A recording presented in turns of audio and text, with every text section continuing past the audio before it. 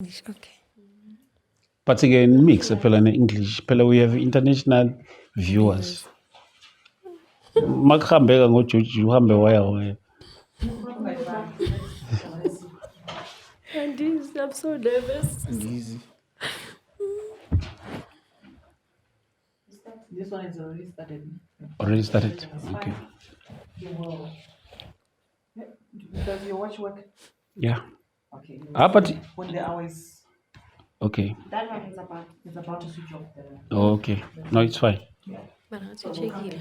Okay.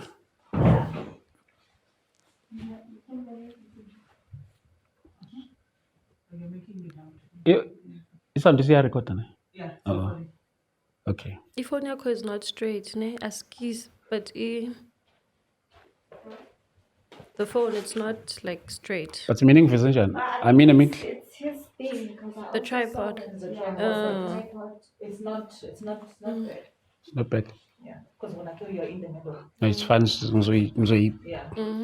So crop anya.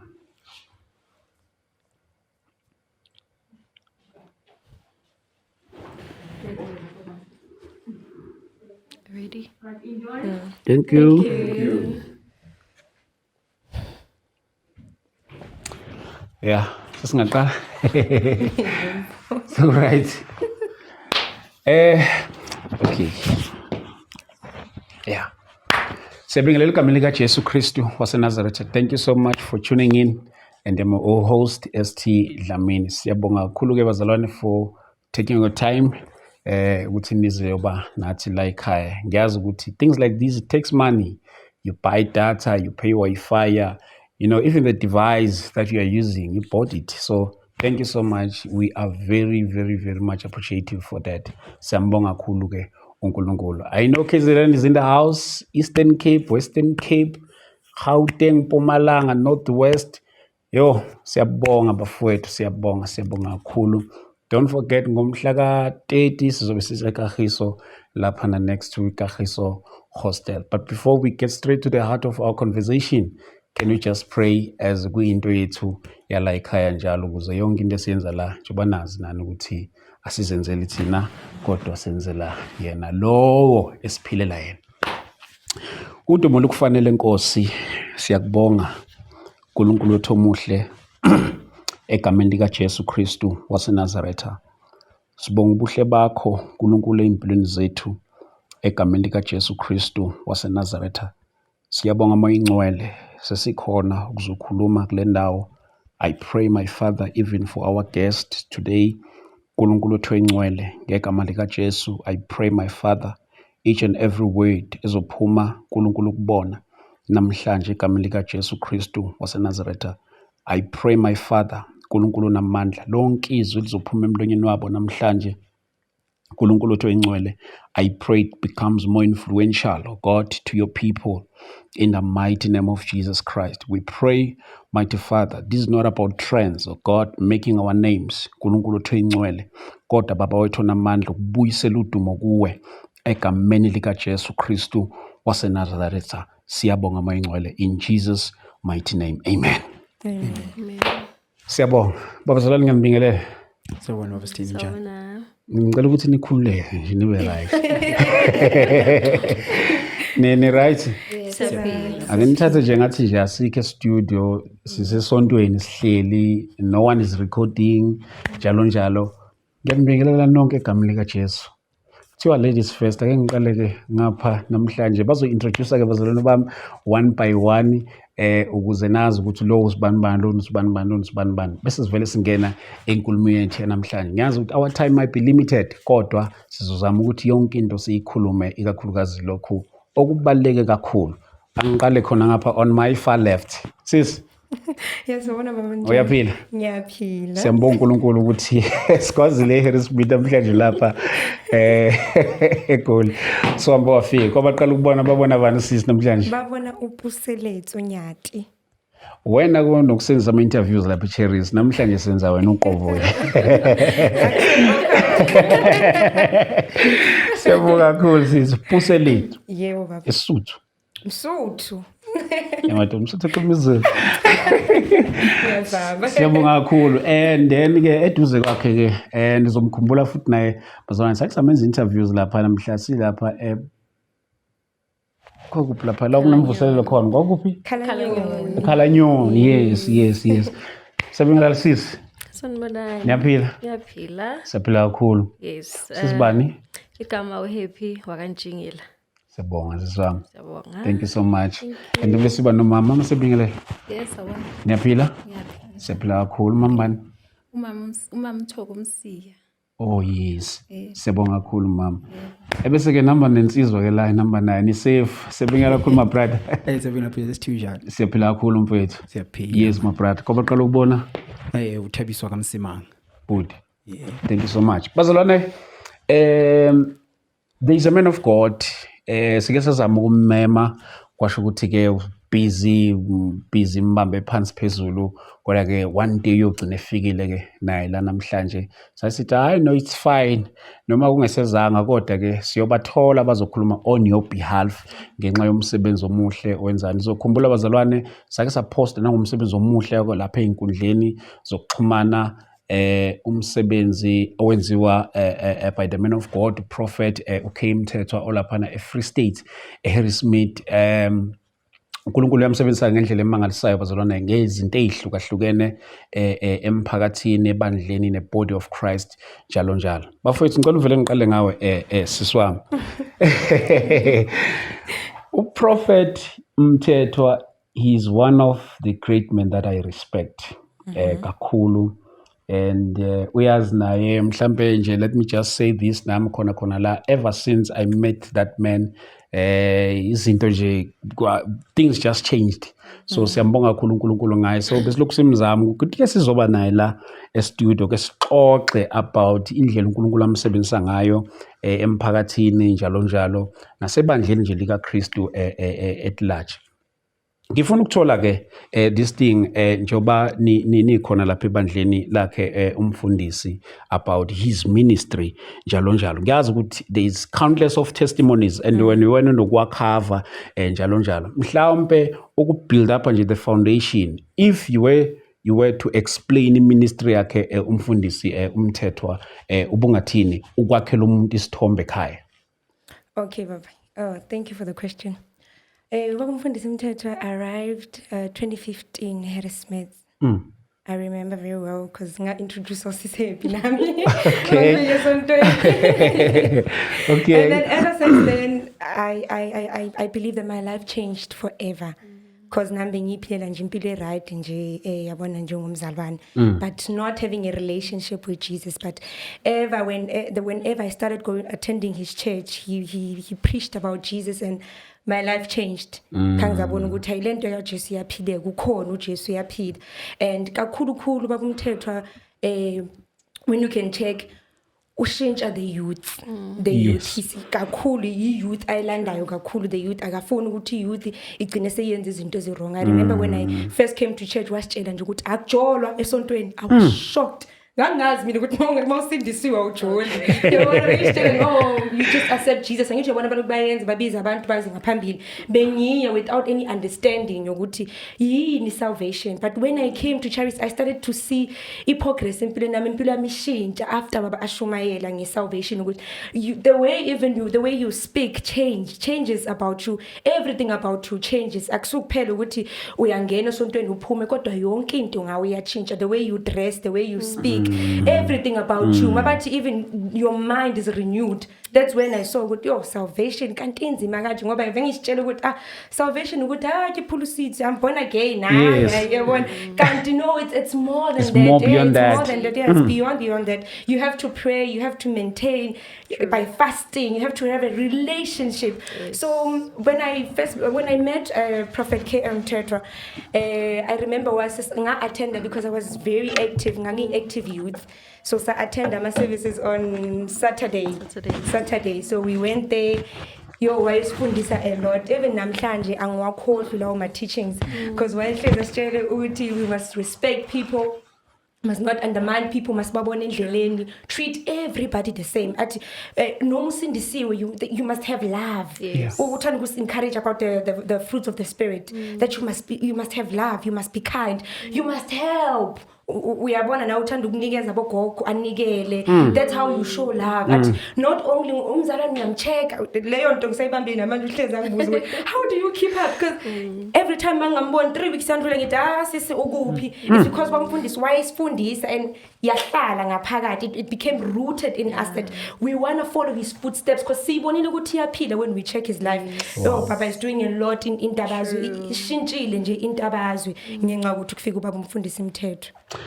Sure. Sisebi, the very same question. The very same question. Yeah. I think there's something Upuse mentioned about love and about helping the needy.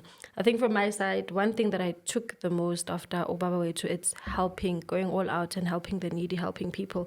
We've seen him going around, and even myself, you know my story, when I went to university, I didn't have imali yokuthi ngibhadalele res. There's just so many things going on at that time, and my mom didn't have enough money to pay for my residence fees. But Ubaba was like, "I'm here. I'm your father, and in the Lord, of course, and I will help you."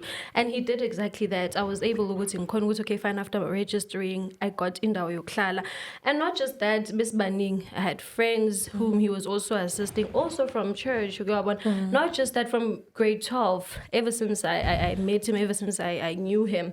But one thing I love the most is that he will teach you, he will do it to you, he will help you, ne? And then he will teach you on how to help others. And then eventually you also find yourself in a stage whereby you are out there helping abantu. Okay, not that you are just giving carelessly or you are just being generous because you have all the money. It's not even about that. Sometimes it's because of the heart, and it's because of the teachings that were instilled. Okay, this, you saw people doing this, now you go and you also do the same thing to others and to others as well. So I think for myself, that's what touched me the most, and that's what I learned the most. He has helped so many people, students in Tabazwe. We've got abantwana who are getting a stipend. If I'm not I'm not going to mention the amount, but yeah, they're getting a stipend. Over 500 of them who assist abantwana labo. Not just that, there's also a program, Ayenzayo, the plumbing program. Normally we see them bafakama overall blue, such things. Like about in Tabazo, we have never had like a training center. But now we do have a training center, and ngempela esebenzayo. I'm a student so training center now. They go out, they go to the clinics, they go to schools, they help, they assist. Any problem like that's related to plumbing or whatever, they're out there, they're helping. Okay, so it's such changes, that we see Esbonai, which is Yasis, are not just the church, but it's also helping the entire community as well. So I'm only going to help the members of the church. No, but I'm going to extend usizo to the entire community at large, and not just the entire community Pela, but also the surrounding areas. You've got like Okalanyoni, you've got Yotiami, or Kwakwa, with students like University of the Free State Kwakwa campus, colleges and so forth. And Kuning, it's a lot, the list goes on and on. But one thing I think that I took a lot from him was to help abantu. It's just helping, going all out when you're helping people and not complaining. Okay, fine, if I help this person, I don't have enough money, no, I need to first, no. But it's a matter of saying, I'm all for people. So... Last numbers, we decided to host uhlelo olukanje. Moya TV, we are kuphi ufica there are programs amanye uthola ukuthi adila nje nokuveza some negative True. imisebenzi yenziwa ngabafundi. We are advocating for izinto ezikanjalo. Yes. Ngizela ukuthi ngizama ukufaka le disclaimer nakulabo abathanda ukukriticize. Awusengaze ngihlala nje ngikhulume ngomuntu njalo but sikhuluma ngomuntu osetshenziswa uNkulunkulu. Yes. Abantu baya understand uma kuhleli kukhulunywa ngomsebenzi omubi owenziwa umuntu. So why not singakhuluma ngomsebenzi omuhle owenziwa umuntu? So we are advocating for that bazulubam emakhaya. And umfundisi ke kungesikho ukuthi usizo kuphela izinto lezi academics njalo even in a spiritual side is very very very much helpful kulokho. sizongena nakhona but ke mhlawumbe ngithi ke the very same question nakumama futhi. Yebo, nami nje ngifuna ukukhuluma ukuthi ubaba usizo kakhulu empilweni zethu. Special njengami nje, ngikhulumele for mina esayidini lami. Mina ngeke ngaba nenkinga enkulu, ngigula kakhulu. Ngaphathwa ikhanda isikhathi eside maybe unyaka nenyanga. Kwathi lapho lingiphatha khona kuyi-1 zaJuly. La ngiphatha lokho ukuthi bengiphuza iPanado i-hour ne-hour. Ngaya enkonzweni, vele ngihlezi ngiba khona enkonzweni ngama-Sunday. Ubaba biza abantu abagulayo, ngaya ubaba wangikhulekela wangibuza inkinga ngasho ngathi baba ngiphethwe yikhanda. Kwaba yi-Monday ngaya emsebenzini. NgoLwesine ngangena kadokotela. Sengivaleke ihlo lela ka left. Ihlo malivaleke idokotela mangabe engibheka ihlo lami lokho kumnyama bekubuyele ngaphakathi. Kuvele lokho kumhlophe kuphela. Bangifaka esibhedlela eManapo. Ngena esibhedlela ngaya ku x-ray eBecklem. Mabefika abodokotela bathi hayi ababoni lutho. Ngabuyela eManapo ngakhola ngihlale 4 days. Bangicheka imini yonke eManapo kuyi-Monday. Ntambama bangibuyisela eBecklem. Mabefika futhi bathi ababoni lutho. Base bangithumelela eBloemfontein. Bathi kumele ngiyohlinzwa. Because babona into bekade bathi bayibona iyingozi. Igazi belifuna ukuconsela ebuchopheni. Ngathi mangifika bangicheka udokotela bangabona kweza abodokotela abaningi. Abodokotela abawu-8. Bangicheka abodokotela bonke bathi asisiboni isifo esikuphethe. Nami ithemba langiphelela lapho ngathi kusho ukuthi impela manje impilo yami vele seyikugubi. Bese ngiqinile umzimba wami wonke uqinile, ikhanda yonke into yami iqinile ngibanda. Sengingasazizwa ukuthi ngumuntu. Umama bekade ngilele naye kule ward lelo wabaleka. Sekumama omdala, umama waphuma wabaleka. Ngafika le ithemba lokugcina. Ngathi before kwenzeka zonke izinto ngathatha iphone ngaWhatsApp uMamfundisi. uMamfundisi wathi ngicela ulinde i-call baba uzofona manje bekulosibili. Ngiyazi ngabo losibili njalo kusuke kunenkonzo enkonzweni. After church ubaba nangempela wangifonela wangibuza ukuthi ke inkinga yini. Ngamtshela ubaba ngathi baba abodokotela bahlulekile bathi abasiboni isifo esingiphethe kodwa bekulosibili ntambama. Bathi Friday angeke afike ngiphila. Kuzoba nezifo ezintathu zofika kimi. Ngizobanda noma ngizothula noma ngizoqhaqhazela ngithule. Ubaba wangitshela wathi hayi angeke kwenzeke lutho. Wathi ngasibona lento ekhona lapho ku idemon elizokubulala. Kodwa manje angeke kwenzeke lutho. Ubaba inkinga into engimangaza kakhulu. Ubaba bekase Harrismith ngiseBloemfontein esibhedlela mina. Ubaba wathi ngicela uzivala amehlo sithandaze. Ubaba engekho eduze kwami, engekho la ase Harrismith. Ngavala amehlo sathandaza, ubaba wathandaza. Ubaba esathandaza ngeze umzimba wami ubuye. Ngazizwa ukuthi okay sengiba umuntu ngiyazizwa. Ubaba wathi makathi amen. Wangibuza ukuthi sekunjani? Ngathi baba ngipholile. Efonini. Angekho eduze kwami. Wathi upholile ngathi yebo baba. Wathi noma ngaze bathi bayokuhlinza noma bangenzeni ayikho into abazoyithola. Ngalala ngakholwa bese ngabobani ngabo 10 ebusuku. Usister omunye wangena ngalosikhathi mangena ngimbhekile. Ekseni ngo5 wafika makathi uzongeza wafika mina ngivukile ngageza because into engayibona ngathi mangiphenduka ubaba meqeda ukuthandaza sekavalelisile ngabona ukuthi okay bese bangifake ipipe lokuchama ngifakwe ipampers mara lezi zinto lezi before bekade ngaziboni kodwa baba after sekangikhulekela ngabona ukuthi hawu kanti kusho ukuthi ngempela cha impilo yami bese ingekho. Ekseni abodokotela mabefika bafike bathuka bangibuza ukuthi hawu Thoko uvuke kanjani? Ngababheka because bengibheka ngehlelo i1. Leli belivalekile leli li1. Ngathi ngivuke kanjani? Ngathi ubaba umfundisi ungithandazeli. Bathi ubaba umfundisi muphi? Ngabatshela ngathi baba umthetho. Bebabhala efonini. Umfundisi wami wase Harrismith. Bathi ke abodokotela bashaya izandla ke bathi siyaqala ukuyibona nje. Bathi abantu kulesibhedlela bayagula. Sicela umfundisi athandazele labantu abale isibhedlela. Kwaba ubuya kwami ukuphila kwami. Kwathi ngakhola bese ngihlale 2 weeks ngingadli. Umlomo uvalekile mangizofaka ukudla bekumele ngithathe umuno ngikufake because bese kuyajika futhi. Kodwa ngomusa kaNkuluNkulu ubaba wangithandazela. Hayi 2 minutes. Ngabuya ngaba right.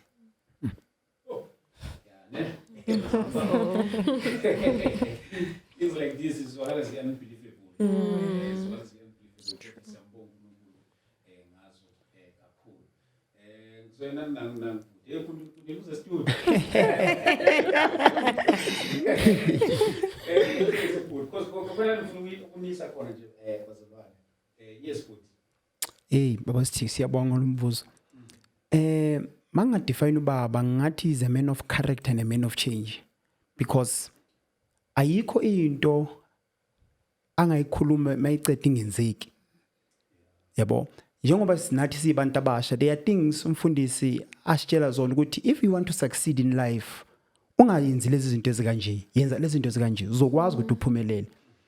Ngibone lapho malo ngifunda emfundisweni zakhe ngifunda nasempilweni yakhe ukuthi man if a person can listen and follow ama instructions atshelwa wona it is possible to succeed no matter what is going to happen it is possible ukuthi to make it in life yabo because one time sasisetendeni after ukuthi irevival iphele wasibiza guest house ukuthi siyohlala naye sidle wakhuluma izinto ukuthi guys if you want to succeed ngiyanithandazela wakhuluma izinto ukuthi number 1 singasuka enkonzweni aphinda wakhuluma ukuthi futhi what number 2 philani impilo engcwele wabese ekhuluma lento esithathu ukuthi serve the Lord.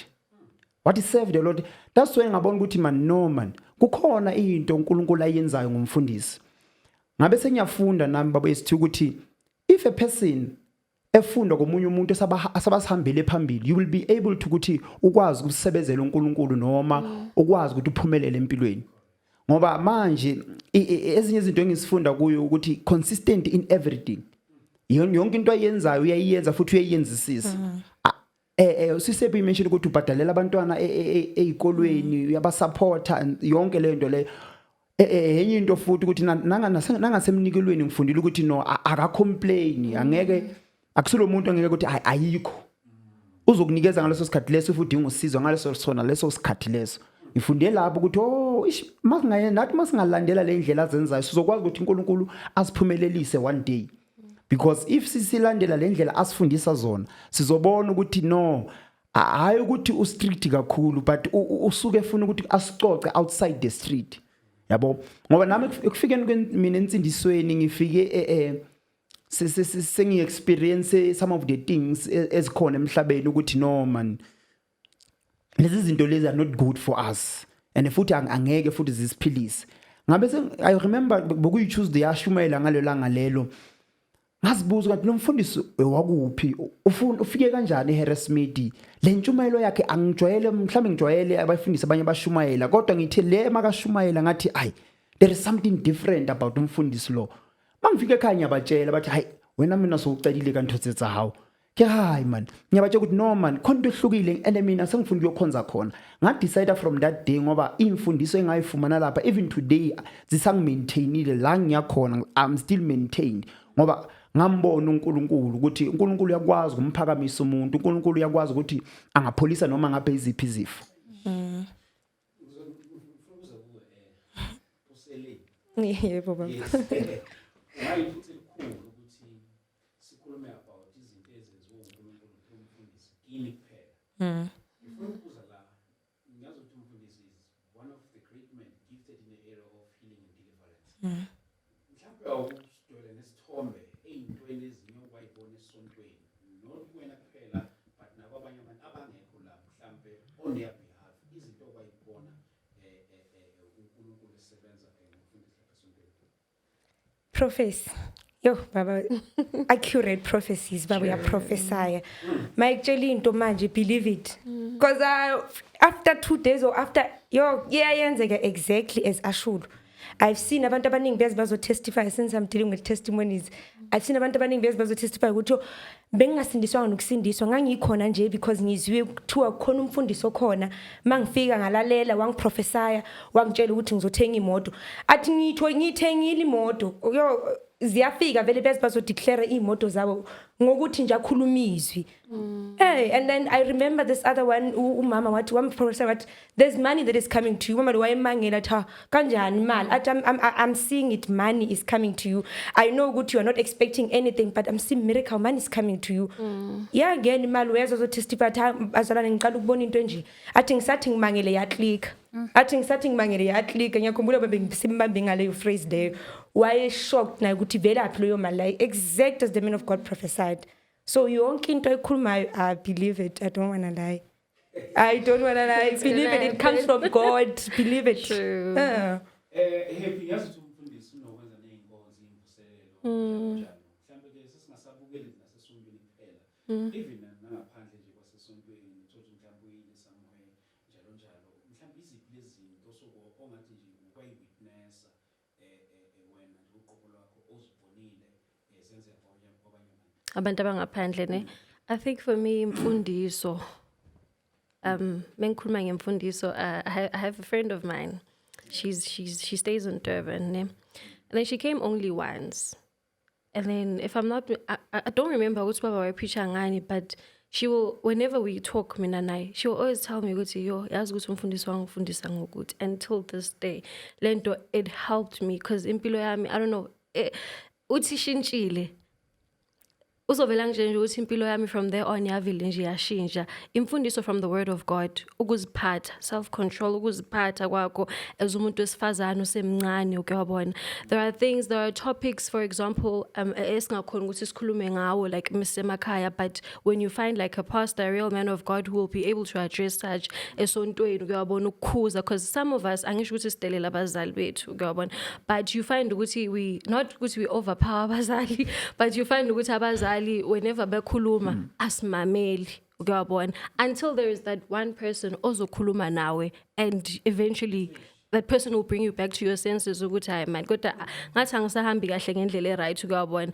umzala akhuza makhelwana akhuze abone ukuthi mhlambe awumameli as a friend will come to you kuze as umngane wakho and you don't listen but until that friend of mine came to church she was like yeah I saw ukuthi indlela ebesengihamba ngayo ayikho right and it could have been ukuthi maybe that's why some of the things in my life were delayed ukuyabona because of all these things ebengingaziboni yet ekhaya bebengikhuza yet ekhaya bebengitshela ukuthi stop doing this stop doing that but until I came to your church yeah so imfundiso out of the word of God nje alone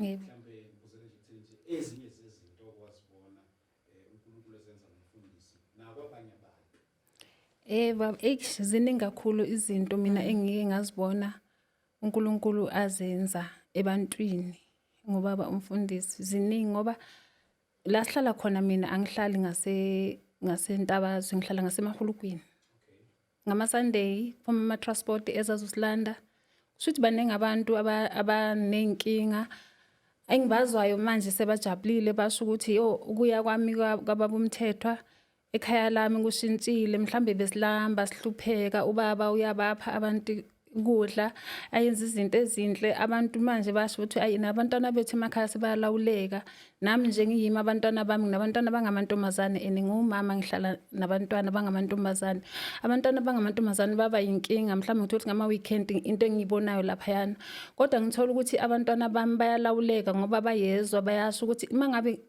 batshela abanye abantwana bathi yazi lapha yana kababa umthethwa kunomthetho kahle lela ikhaya enomthetho ikhaya nemfundiso mangabe singabantwana mangabe siya lapha yana bakhona ukutshela nabangani babo ukuthi asambeni senkonzweni because lapha yana sibona izinto eziningi ezishintshayo asihlupha abazali mina ngibakhuza abantwana bami ngoba ngiyazi ukuthi ke mangabe kwenzeka izinto ezirong bayacabanga ukuthi ke like ngama Sunday ubaba uyakhuluma nabantwana abantu abasha abatshela ukuthi like bangahlupha abazali bangenza izinto ezirong ngibona nje abantwana ba right abantwana abaningi lapha yana ngibona ba right uma nami ngiyakhona nje ngiyimi ukuthi ubaba mayekhuluma ngiyakhona ukulalela noma mangifike enkonzweni ngifike ngihlale but ke ngama Sunday angilovi mina enkonzweni ngoba ngiyangithanda ukuthi ngihambe ngiyolalela and into ubaba ayikhulumayo ngimdala ngingaka ngiyenze because nami impilo yami ishintshile kakhulu nami ngikhona ukuthi manje ngiphume ngihambe ngishintsha abanye abantu ngibatshele ngezwe kaNkuluNkulu ngoba ngiyezwa ekhaya ukuthi kuthiwani angithi like mangabe silapha yana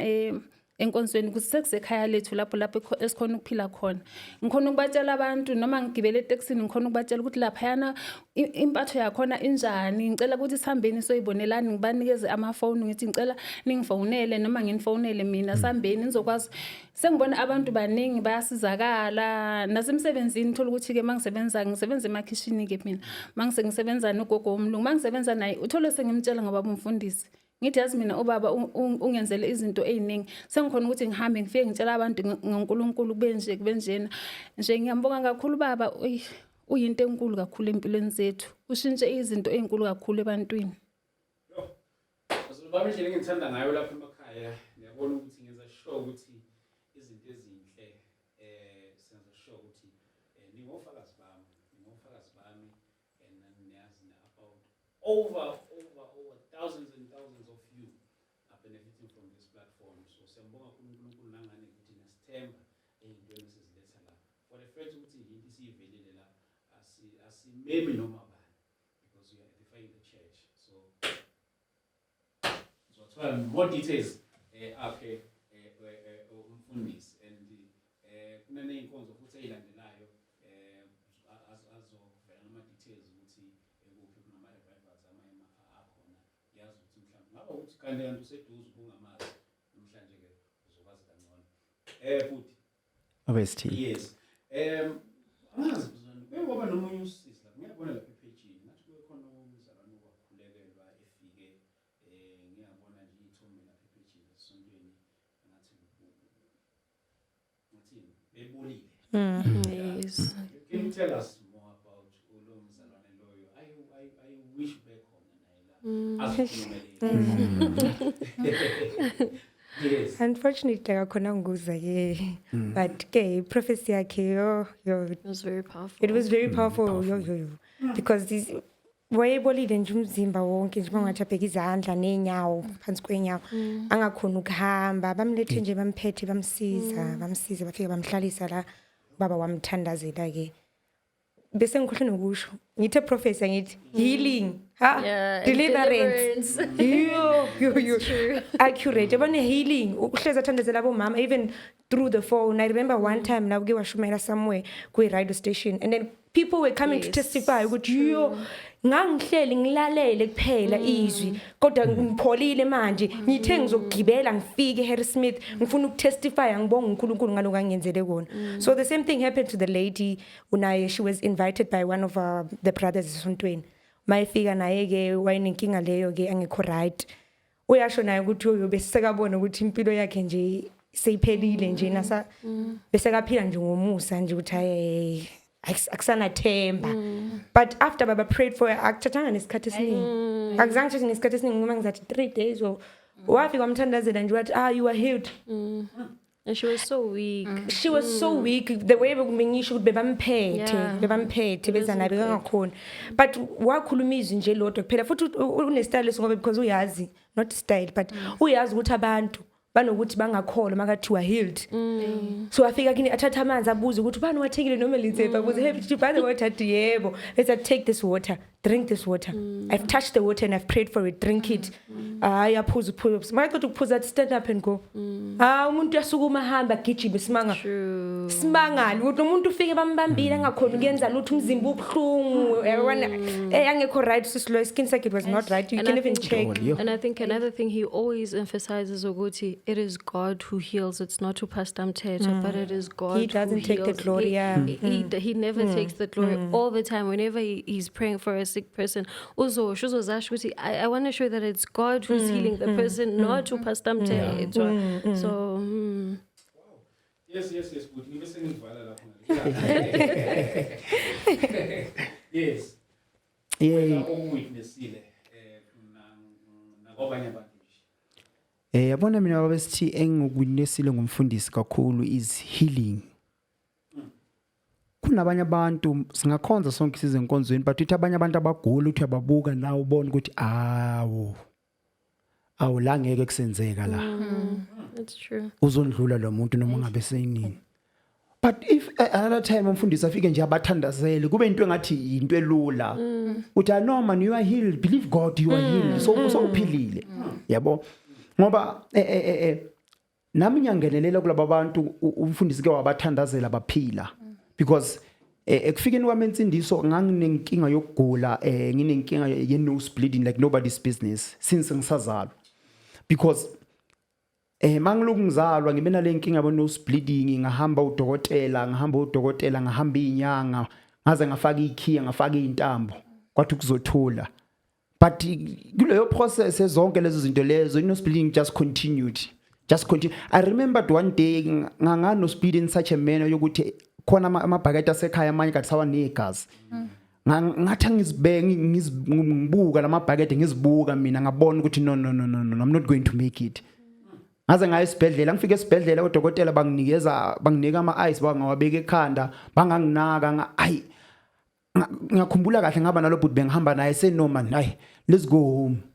I don't know ukuthi kenzakalani but let's just go home because bese ngibona nami ukuthi no man lokhu kugula kupheli ngithandazeliwe ngihambile inyanga kodwa kwangasiza kodwa ithe mangifike esontweni umfundisi wangithandazela kalula wangikhipha isikhiba ngisifake la then I was like that thing ngikhumbula kahle ngangithukile because I remember they said to me obviously I remember they said to me if you're going to take out this key, you're going to die. Then umfundisi wathi hey wena wathatha isikero lathana isikero wakhipha isikero wathatha isikero sosilahlela phansi inkinga yami ukuthi hey bana lo mfundisi uyenzani manje bethe ngizofa mangikhipha lento le hayi angifike endlini ngikhumula kahle nomama wangilwisa wakayi Thabiso why baningi yenze njalo ke kalethi nakitsebi uyatsiwa kuhlamela sikayini santu but ngiyakhumbula ithi ngasikhipha then the following day kwaya yandlule kwaya imiya manzi kwaya manzi hayi nose bleeding not anymore hayi ngiyabona ukuthi man khonto yenzakalayo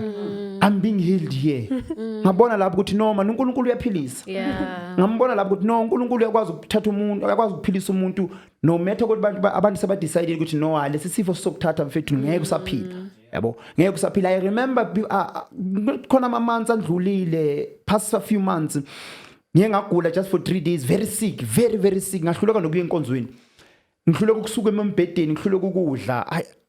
I remember ngajema mama no antwamba abayisontweni ngathi please tell umfundisi to pray for me I'm sick I can't eat I can't do anything.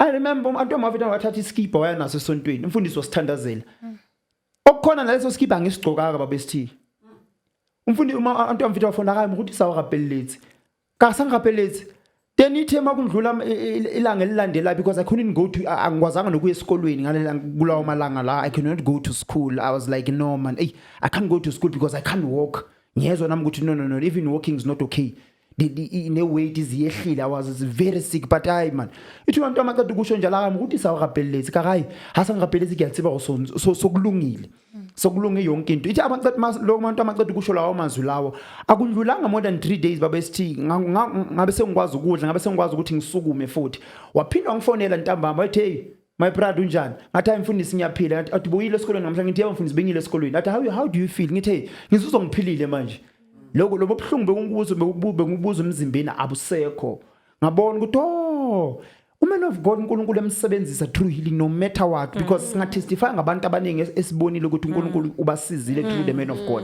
yabo aphinda sifundisa ukuthi sometimes is not ukuthi uyena ophilisa abantu at even us you can go out and pray for people and people becomes healed yabo ngiyakhumbula was challenge what go preach to people go pray to people go hamba nothandazela abantu athi hambani yoba invite I told myself ukuthi okay umfundi uthi sambe akengiyoyizama mina lento ngifuna ukubona ukuthi lento izayenzeka umfundisi ayishoyo because ngumuntu experimental ngithatha kakhulu ukuthi whatever the man of God is saying I want to see ngifuna ukuyibona iyenzeka kubanye abantu ngabe sengiyahamba nami ngiba ile part ukuthi okay let me go and preach to some of the people ngaqala ngashumayeza kubantu abathiza ngaqala abanye ngaba invite enkonzweni kuba fethu asambeni khona into mina engiyibonile uNkulunkulu ayenzela abantu yabo. I remember khona umunye umama bekahlala ngasestradini sakithi naye begula I said mama let's go to church uNkulunkulu uzokusiza athi hayi man Thabiso mntanami mina ngibona izinto mina ngiyagula mina into zamazilungu I said no let's go to church.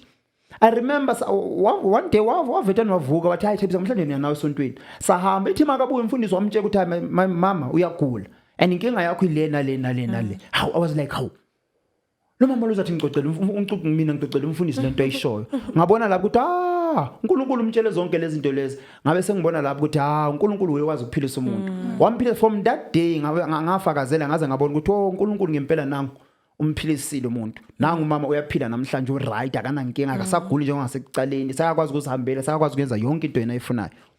Azolingelezi iphutha lapha emakhaya sikhuluma ngamandla kaNkulunkulu power of God Yeah. through the man power of God through the man azibazalwane ngiyakhumbula ukuthi kule mvuselelo esasiyona lapha eKhalanyoni nami ngangikhona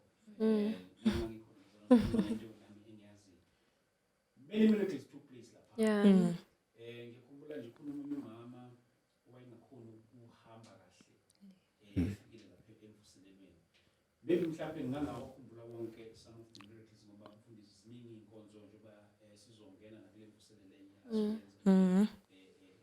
eqwaqwa kodwa mhlawumbe uma singa-recap to some of the miracles noma uba njengoba ungawakhumbula amanye awa ayenzeka lapha mhlasi lapha eKhalanyoni.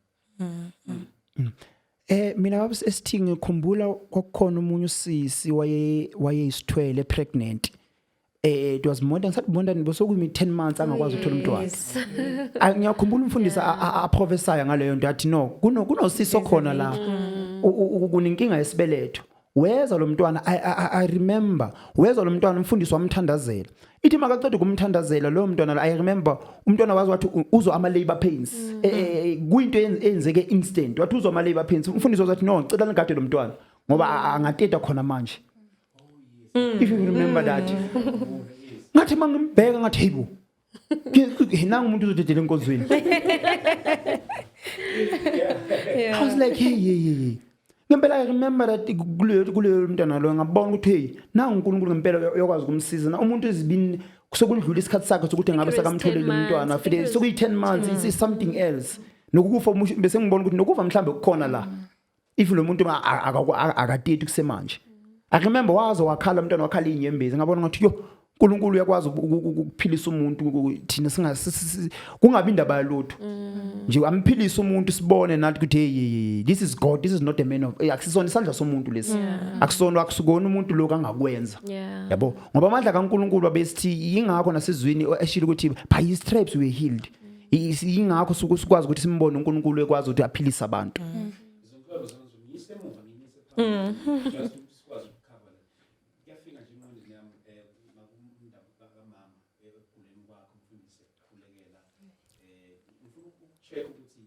Ifamily yakho like relate kanjani esimeni after usukhulekelwe usuphila ungasesiyo lento bekubona uyiyona. Baba kwakunzima kakhulu kwathi ngalesikhathi mangigula kakhulu bathi kumele ngiye enyangeni bathatha izinto iskipa sami bahambe bayokuzwa bathi angeke uzukhona ukuphila ngoNkulunkulu.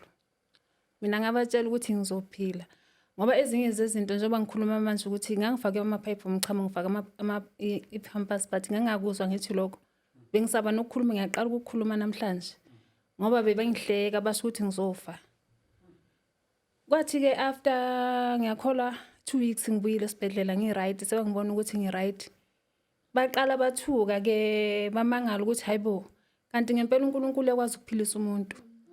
Emnambithi kahle mina kithi la ngizalwa khona ekhaya kithi kusemnambithi. Bayibuza ukuthi uNkulunkulu ekwazi ukuphilisa umuntu. Hayi besingakholwa ukuthi thina uzophila. Kusakhuluma ifamily kuphela bathi besingakholwa ukuthi uzophila. Kodwa namhlanje noma ngifika ekhaya bayibuza ukuthi cha uNkulunkulu ngempela siyamthemba. Noma bona namhlanje bangakakhona ukuthi beze kuNkulunkulu abakakhona bakasindiswa abantu basekhaya. Ngisaloku mina ngisaphuma nabantwana bami. Kodwa bayabona ngize ngibatshele nami ukuthi ke ayikho into ehlula uNkulunkulu. Ngoba ngisho nezinyanga noma ngaze kuthiwa zenza izinto zazo zimemeza legama likaNkulunkulu. Kodwa mina ngithemba uNkulunkulu ngoba mangiya uNkulunkulu angikhiphi imali. Angikhiphi lutho kodwa namhlanje bayajabula uma bengibona ngiphila nginje. Kahle ngangifana ngazi nani noma ngangifana nemfene noma ngangifana nani. Ngendlela bekade ngiyiyo. Bengithi noma ngabe ngiqhamuka noma ngihamba edrobheni bangihleka abantu sengihlale ngcono ngihlale ngithwele noma ngihlale ngezinjani ngizivalile ukuthi abantu bangangiboni. Ngangivuvukile ngisabeka nje ngangiyinto esabekayo nje. Isikhathi siningi ukuthi mhlawumbe umuntu mayesegula ekhaya balubeke refer bathi hamba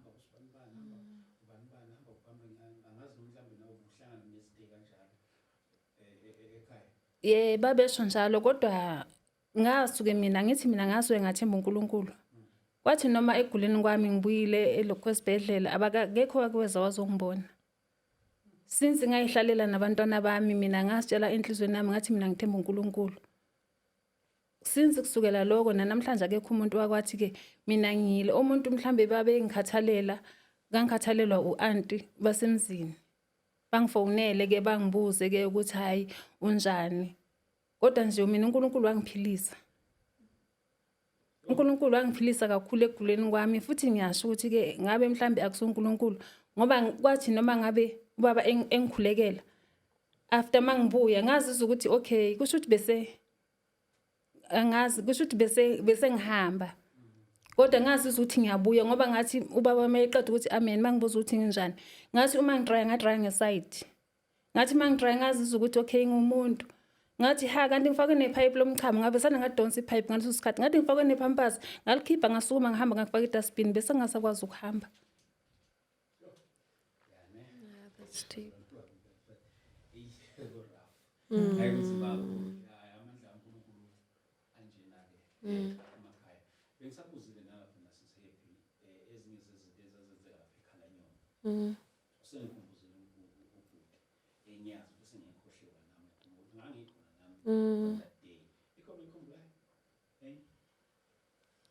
So many things Yeah, happen. so many, yeah, you're healing, I kakhulu think healing. there's so many things that always happen, and you can't go back to a specific, revival because there's always something. Every Tuesday, Every there's Tuesday, something. Every every Sunday, Sunday. there's something. Yeah. We also have Tuesday services. Tuesdays yes. 6 ntambama sine pray until 8 o'clock. Ngizothanda ukuthi sivele singene straight na kule nkonzo yakho umfundisi azoyihosta ekhona lapha eQwaqwa. Yes. Mhlambe can you give us more details about lo mhlangano ozobe ulapha eFree State? You can take it. Okay, so sine call to prayer crusade that is happening from the 25th of August this month until umhlaga 6 September. Izobe seQwaqwa opposite Information Center, Yes. Qwaqwa Park. It's right opposite the Information Center. We have transport available from Harrismith, from Kalanyoni, even around eQwaqwa as well. We've got buses and abantu mveze ngobuningi babo. It is all for the glory of God. It is all to win more souls for the kingdom of God, not for the church, but for the kingdom of God. Starting from Qala ngomhla 25 August until umhla 6 September. September. Kuyo yona lenyanga lena siya kuyo. Ama guests, okay, khona ubabu Zikhali.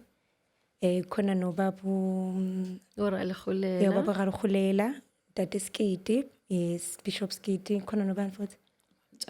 Yeah, Vethi sinjangasi. yeah, uMam Mtshangase. Baningi nje ubaba Sicemeza, uDJ Sicemeza. Yeah.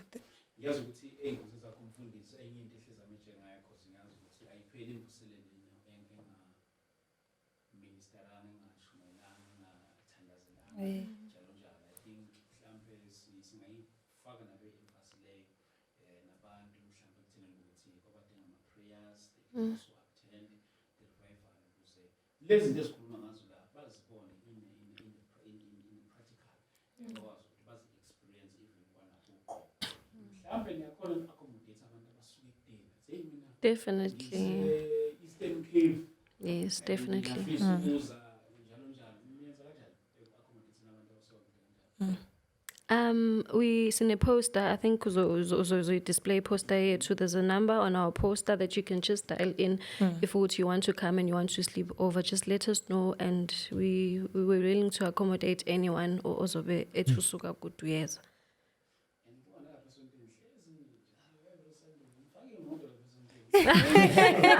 Bekeli bek. Grace. It's Grace. It's Grace. It's Grace. Yes, to dedicate it to Busisi. speak a blessing. Yes. Hayi ngaphandle, ngene ngaphakathi. Sonke sifuna So we can touch and receive the same and grace. also receive. Mhlambe in a month, roughly nje, just ukusiba ngesithombe, but ngihlezi ngibona epejini isikhathi esiningi. Mhlambe in a month nje, ngireceive imoto engaka lapha ngoba hayi. In a month. More than 2. More than, yeah, about 2. Yeah. But ngiyaphila inyanga nje. I pay. I make it big. I pay. Ayipheli kamampela inyanga. Abafowethu sihleli nabo abazalwane abasuka from Cherries Missionary Church lapha na eHarrismith, sinabo la sixoxa nabo about umsebenzi omuhle uNkulunkulu awenzayo through the man of God. Mina ke ngihlezi ngisho njalo, hlezi ethi futhi but ubusizi masihleli mayisesepulpit uyangishintshela nje ashintshe khona. Yeah. Kube ngathi accessile umuntu ekade ngihleka naye khona lapha kodwa masihleli sonke ungathi nje sikuyinto eyodwa so angeke ukwazi ukuhlukanisa ukuthi hayibo lo naye lo uzibona kanje lo kanje siba nje into eyodwa kodwa uma isuke senza into yoNkulunkulu kwanami kuyangithusa but I would recommend you if you are around Harrismith please do pay a visit laphana. I promise you won't regret. Namandla kaNkulunkulu asebenza ngendlela emangalisayo lapha kuleya ndawo. Nathi ke sizobe sinaye ngomhla ka 26 eSoweto. If you are around Gauteng, maybe you cannot make it to a Free State. Feel free, we'll be with him eSoweto ngomhla ka 26 laphana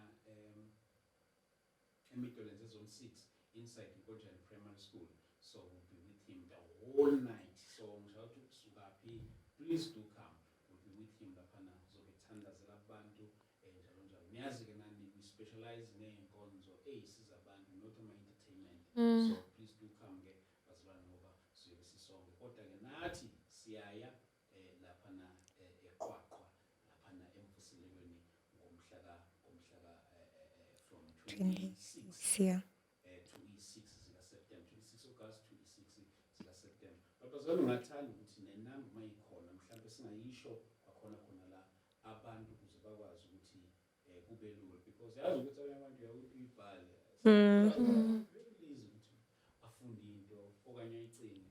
Ngiye ngithi sometimes mangine guest la kwesikhathi thola sikhuluma izinto kanje nishile inamba ufonela ngicela inamba yalabo bantu adonayo but abantu bayishiyile inamba kodwa umuntu aphinda ayicele kumina. So ngingathanda bazalwane mhlawumbe uma uthi khona nayo sikwenze kube lula ekutheni ukuthi abantu kube lula to reach out to you. Masikhona uyazi ngekhanda lenamba. Ngiyayazi. Oyizabo.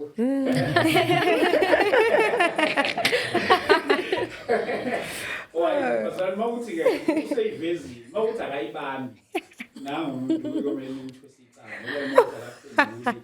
Angithi na WhatsApp ikhona. Yes, look what's up icon. Mawuthi akaphenduli na WhatsApp niyambona umuntu emele nimpress icala. Mhlawumbe nje bazalwane bami ngoba ngiyasibona nesikhathi sethu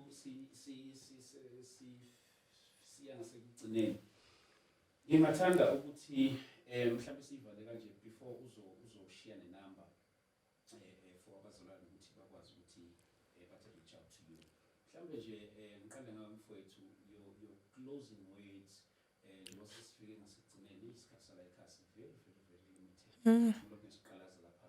Mhlawumbe nje amazwi akho mfowethu ukugcina nento encourage abantu ekuthenini ukuthi bazihlanganise kanye noNkulunkulu. Sesingasakhulumi ke nangomsebenzi uNkulunkulu awenza through umfundisi but nje sesikhuluma nje nangamandla kaNkulunkulu ekutheni ukuthi abantu basihlanganise kanye noNkulunkulu.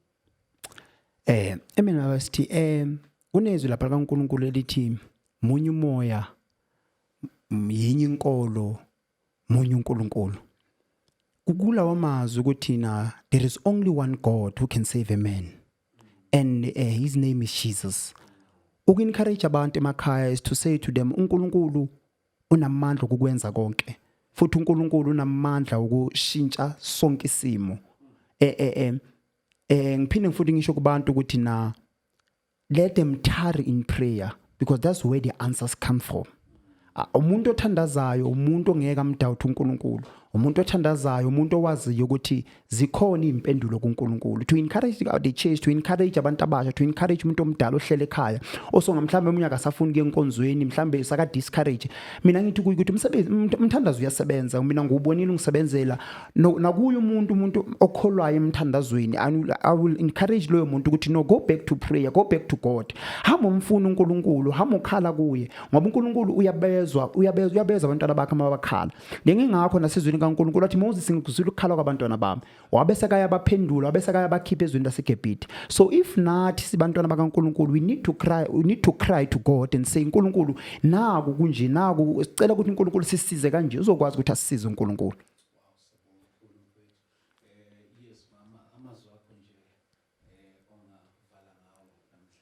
Mina bengingathanda ukukhuthaza abantu kuphi nakuphi nje.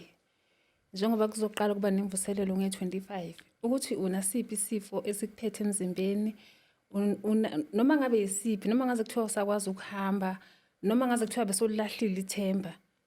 Ngithi nje mzalwane akuphakame uthembe kuNkulunkulu yena yedwa. Usukume njengoba sizoqala nje, usukume ubone ukuthi ke after iphela kuzoba kunjani empilweni yakho. Ngikhuthaza nje abantu umhlaba wonke ngasho njalo ukuthi nje njengoba kuzoqala nge-25 inkonzo, wonke umuntu mangasukuma asukume eze enkosini. Sithembe uNkulunkulu yena yedwa. Ngikhuthaza nje wonke umuntu ukuthi sonke isimo, yonke into bekade sekalahlile ukuthi yazini hayi sekuphelile ngami, kodwa mina ngiyamthembisa ukuthi uNkulunkulu uzosebenza ngempilo yakhe. Ngikhuthaza wonke umuntu.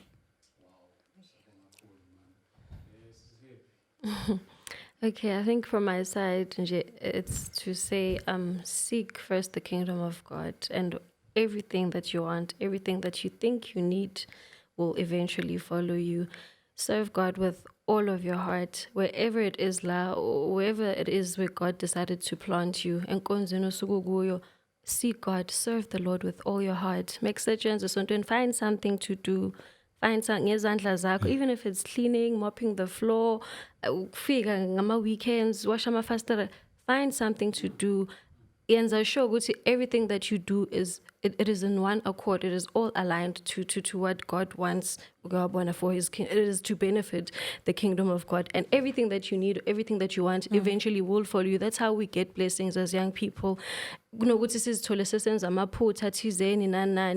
Rather go and be in the presence of God all the time. If it was so it's still fine. Not but because our God is a merciful Father, God was able to forgive us. And wabuya futhi wasiqoqa wafihla ihlazo lethu sinamahlazo, but wasifihla uNkulunkulu and sifihlekile namhlanje. Asibonakala amaphutha wethu awabhaliwe ebusweni bethu, but instead we are continuing to serving uNkulunkulu, and He's still blessing us. Yes. Kona scripture city good James chapter 4 verse 7, if I'm not mistaken, it says, submit to God, resist the devil, and he will flee away from you. With that being said, ngikhumbula stories ka Job, ukuthi even though Job was facing challenges because he was faithful, akazange ayeke ukuthandaza uNkulunkulu. He never spoke any word ezo discourage ukuthi baba ngiyakusebenzela, I'm always serving, but why am I facing so much challenges? Kodwa wa resist the devil, and he focused on Jesus Christ. Nami, I want to encourage even wonke umuntu osibhekile, we are not doing this only because we want to advertise ubaba, but we are doing this for the glory of God. Ukuthi no matter how many challenges you are facing, submit to God, resist the devil, and he will flee away from you. Because I know that people bazogqeka nathi bayasgqeka manje ukuthi sesizenza ngcono ngoba sindisiwe. Kanti no, what we are doing, we are submitting to God, and we are resisting the devil. Obviously he will flee away from us. It's not because singcono, but the devil will flee away because asimuphi leyo attention ayifunayo.